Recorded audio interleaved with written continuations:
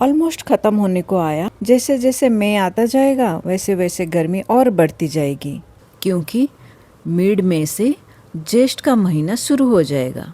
ज्येष्ठ के महीने में हम कौन सी फसल लगा सकते हैं, कौन सी नहीं लगा सकते हैं, और अगर लगाएं इतनी धूप में कैसे उनके केयर करें, और जो लगी हुई है जैसे प्याज लगी हुई है तो उसको हार्वेस्ट से पहले क्या करना चाहिए ताकि उसके साइज़ थोड़ी सी बड़ी हो और हार्वेस्ट करने के बाद वो सड़ ना जाए, उसके लिए क्या करना चाहिए, इन सब के बारे में मैं आज बात करूँगी।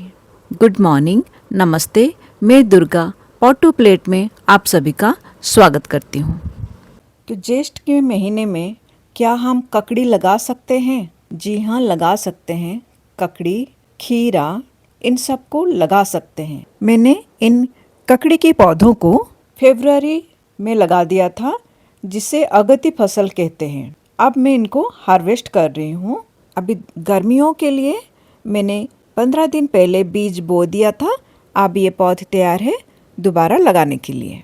लेकिन अब भी लगाने वाले पौधों को थोड़ा सा ध्यान से लगाना पड़ेगा। इन्हें धूप तो चाहिए पर बहुत ज़्यादा धूप नहीं चाहिए। इन्हें शेड नेट के नीचे लगाना पड़ेगा। डायरेक्ट धूप इन्हें 3-4 घंटे की चाहिए और इनकी मिट्टी हमेशा मॉइस्ट रहना चाहिए। उसके लिए आप उसकी मिट्टी के ऊपर सूखे पत्ते, कार्डबोर्ड या पॉलीथीन शीट से उसकी मिट्टी को कवर करके रख सकते हैं। उससे इनकी मिट्टी हमेशा मॉइस्ट रहेगी और आपको बार बार पानी देना नहीं पड़ेगा। अभी आप लगा सकते हैं गर्मियों वाली तोरी। ककड़ी और खीरा की तरह इन्हें सीडनेट की ज़रूरत नहीं है।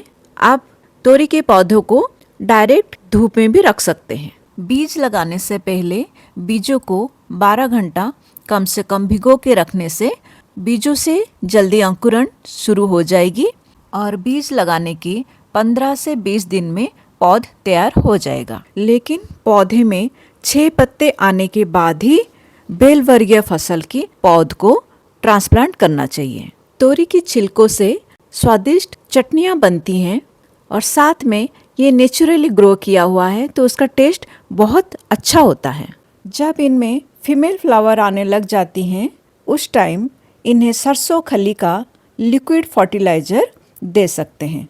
गर्मियों में किस तरह से सरसों खली का लिक्विड फर्टिलाइज़र बना के पौधों को देना है उसके ऊपर डिटेल वीडियो मेरे चैनल में अवेलेबल है, आप उसको देख सकते हैं।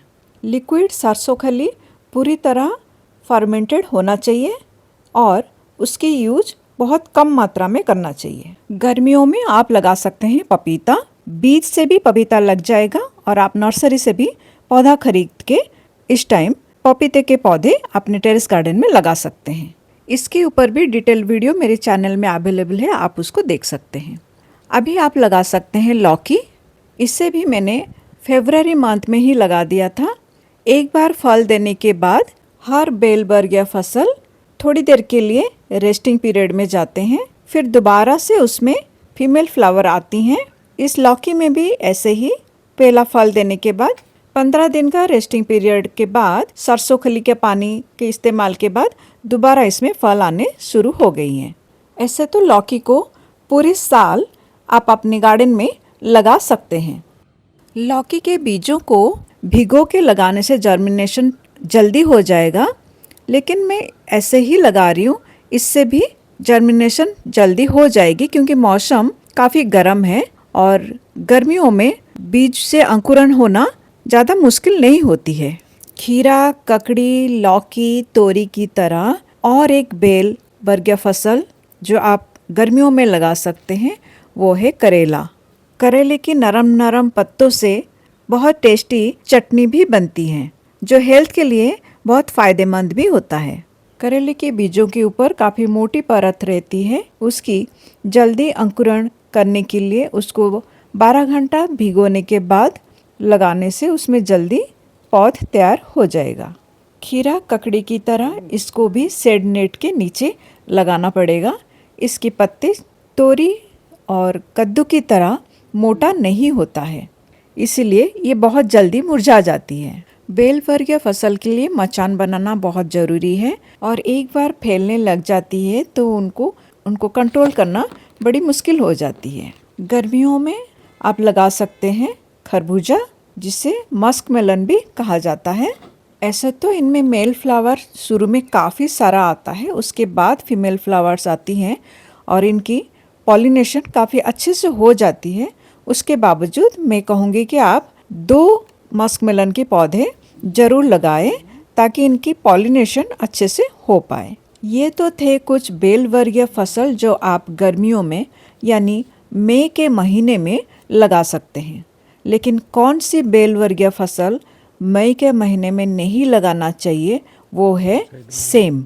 बहुत ज़्यादा गर्मी और बहुत ज़्यादा सर्दियों में सेम के फूल भी नहीं आती हैं और फूलों से फल भी नहीं बन पाती हैं। मई जून की गर्मियों में सेम के फूलों से फल नहीं बन पाएंगे। मैंने इस सेम की पौधे को जनवरी में लगा दिया था, इसीलिए मुझे अभी इसके फल खाने के लिए मिल पा रही हैं। मई के जैसे गर्मी बढ़ती जाएगी, इसमें और फूल नहीं आएंगी। जुलाई अगस्त में फिर मौसम थोड़ी ठंडा होने के बाद ये फिर फूल और फल देंगी। सेम की फलियों में खूब सारे प्रोटीन पाया जाता है और ये खाने में बहुत टेस्टी लगती है, इसलिए मैं सेम तीनों सीजन में लगाती हूँ। इसके ऊपर डिटेल वीडियो मेरे चैनल में अवेलेबल है, आप उसको देख सकते हैं। ये तो थे कुछ बेल वर्गीय फसल जो आप मई में लगा सकते हैं। बेल वर्गीय फसल के साथ साथ हम लीफी वेजिटेबल्स भी अपने टेरेस गार्डन में लगाते हैं। मई में आप लगा सकते हैं पानी साग, इसे कलमी साग भी कहा जाता है। इसको लगाने के लिए कंटेनर की लेंथ थोड़ी ज़्यादा होनी चाहिए, क्योंकि ये बेल की जैसे ही यानी थोड़ी सी लता के जैसे ये साग फैलती है। कंटेनर के डेप्थ आप 6 इंच रखेंगे तो भी चलेगा, पर इसकी लेंथ थोड़ी सी लंबी होनी चाहिए, यानी इसकी जो चौड़ाई है वो थोड़ी सी ज़्यादा होनी चाहिए। कलमी साग को बीजों के अलावा कटिंग से भी लगाया जाता है।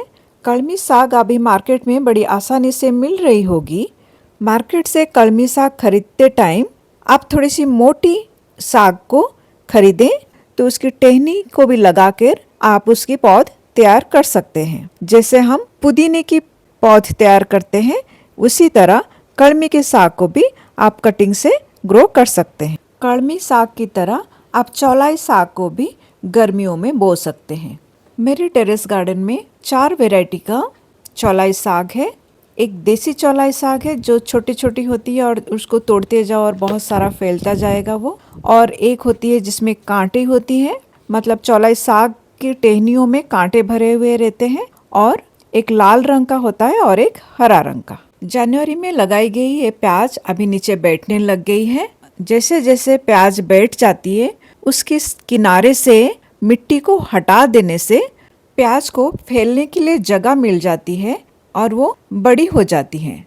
अभी प्याज में उखाड़ूंगी नहीं, प्याज से मिट्टी हटाने के बाद अभी 15 दिन ऐसे ही रखूंगी, बीच में 2 बार सिर्फ पानी डालूंगी।